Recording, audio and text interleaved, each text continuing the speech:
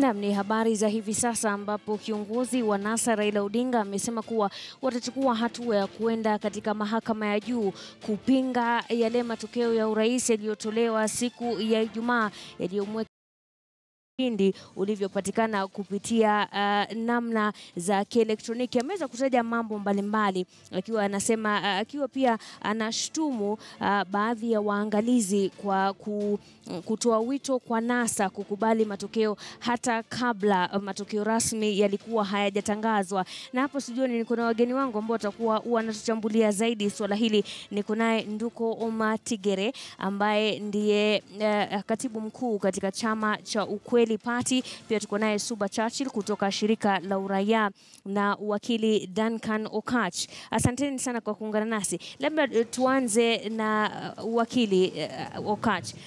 Wiki jana NASA ilisema kuwa hawataenda mahakamani. Wamekuwa wanawaambia waende kotini, wanawaambia tuna katiba na katiba imetueleza ya kwamba kama una tashwishi lolote kwa hiyo zoezi yote ya uchaguzi, basi katiba imesema una siku 7 za kupeleka petition yako pale kotini, na mahakama kuu ina uwezo wa kuweza kuangalia na kuzingatia madai yote ambayo mko nayo, na mahakama ina uwezo wa hata kufutilia mbali uchaguzi wa rais kulingana na ile evidence ambayo mtaleta pale kotini. Kwa hivyo ni jambo la busara. Sasa inaambia Wakenya watulie, tuangazie mahakama na tungoje tuone yale ambayo mahakama itasema, na pia itatupatia fursa wengi kama Wakenya kuangalia tukiweka kwa hiyo mizani ya yale madai ambayo NASA wako nayo. Naam, Suba Churchill, Raila hapo, Mheshimiwa Raila Odinga amesema kuwa sasa huu ni wakati wa kupatia mahakama ya juu nafasi ya kuweza kuonyesha kuwa wanaweza kutatua yale masuala ambayo yaliyoko haswa yanayohusu uchaguzi, akilinganisha na jinsi mambo yalivyokuwa mwaka 2013. Kwako wewe, unaona tamko hilo linatoa taswira gani kwa mahakama zetu? Kwanza amesema ni nafasi kwa mahakama ya juu kabisa kujikomboa, kwa sababu na wacha nikwambie ukweli wa mambo ni kwamba baada ya mahakama ya juu kabisa kutoa uamuzi wake wa mwaka 2013, kuna Wakenya mpaka wa sasa hivi mpaka kama wakaweza kuwa. Kwa hivyo kuna jinsi raia wa Kenya hawakuridhika, na lakini bado walifurahia kwamba CORD wakati ule ambayo ndiyo ilikuwa muungano ya upinzani iliweza kuenda kujieleza kotini, lakini koti ikakosa kuzingatia madai yao, na Raila mwakumbusha kwamba kila kesi ambayo waliwasilisha Jubilee ilishinda na CORD ikapoteza. Kwa hivyo wanasema kwamba hii ni nafasi ya pili ya mahakama ya juu kabisa kujikomboa kutokana na madai kwamba huenda wakati ule kuna jinsi ilikuwa hivyo, huenda kutakuwa na maandamano ya amani. Amesisitiza kwamba kutakuwa na amani, wataendelea kuhubiri amani, lakini wanasema kikatiba na kisheria wana haki ya kujieleza kwa njia yoyote ile. Kwa hivyo kile NASA ninavyosikia akisema ni kwamba ndio baadhi ya hatua ambao watachukua kuanzia leo tukiendelea mbele ni kuenda kotini, lakini hawajasema hiyo pekee ndio hatua ambao watachukua. Na Omatigere, wewe unakubaliana na hii hatua kwamba waende mahakamani, lakini pia kuna zile njia zingine ambazo zinatolewa kikatiba kuwa watazifuata? Unadhani haya yote yakichanganyishwa yataweza kushurutisha taifa zima kuweza kupata haki kuhusiana na matokeo haya ya uchaguzi? Nafikiri la mapambano, na NASA leo wamesema kwamba watafuata mkondo wa vyombo vya kisheria katika mahakama kuu, lakini pia mahakama ya juu, na pia watafuata vyombo vya maandamano ya umma ambavyo pia ni kikatiba na ni haki za binadamu kujieleza na kusukuma yale mambo ambayo tunafikiri kwamba ni lazima yatatuliwe. Kitu ambacho kinapendeza na hatua ambayo NASA imechukua kwa mtazamo wangu ni kwamba kwa kufuata mkondo wa kwenda mahakama ya juu, Wakenya wote tutapata kumbukumbu na masimulizi vile ambavyo uchaguzi wa mwaka huu ulivyoendeshwa.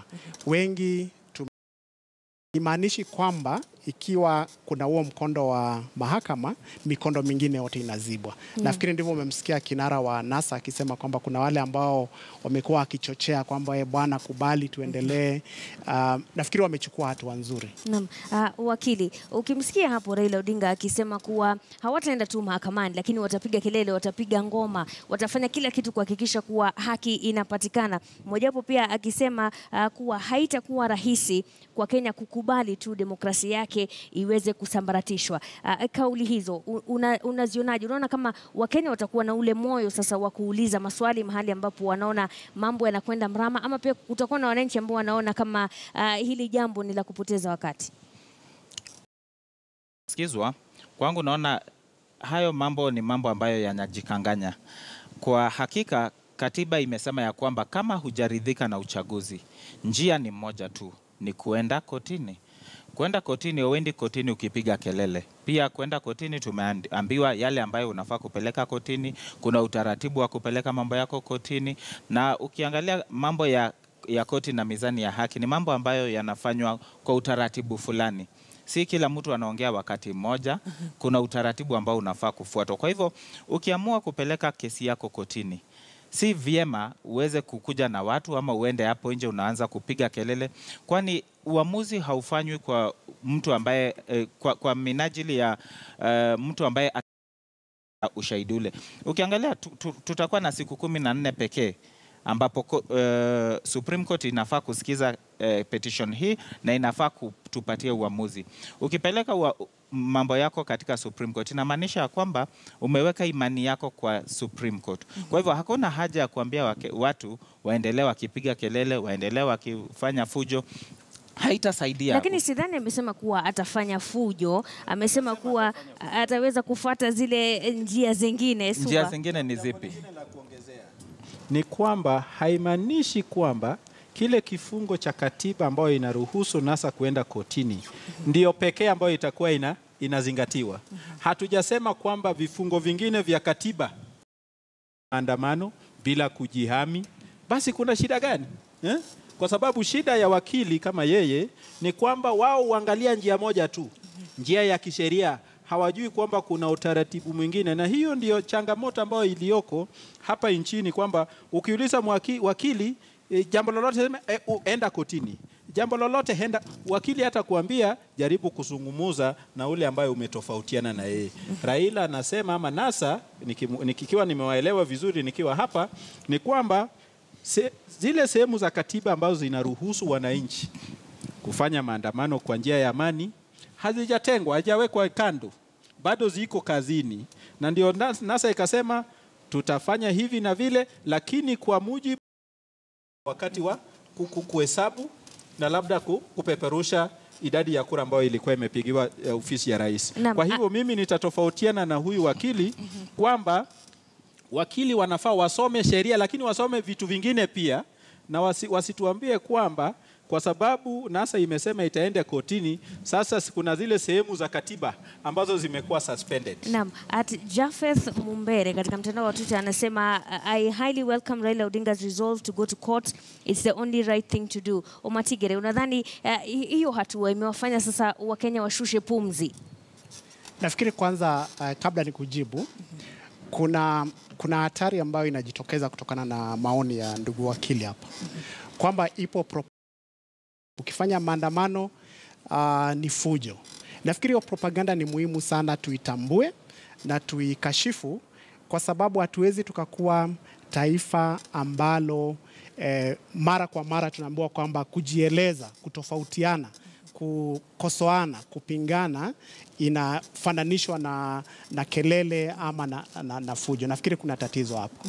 Na nafikiri huo ndio muktadha ambao unafanya Mkenya kama ambaye umesoma ujumbe wake kushusha pumzi kidogo.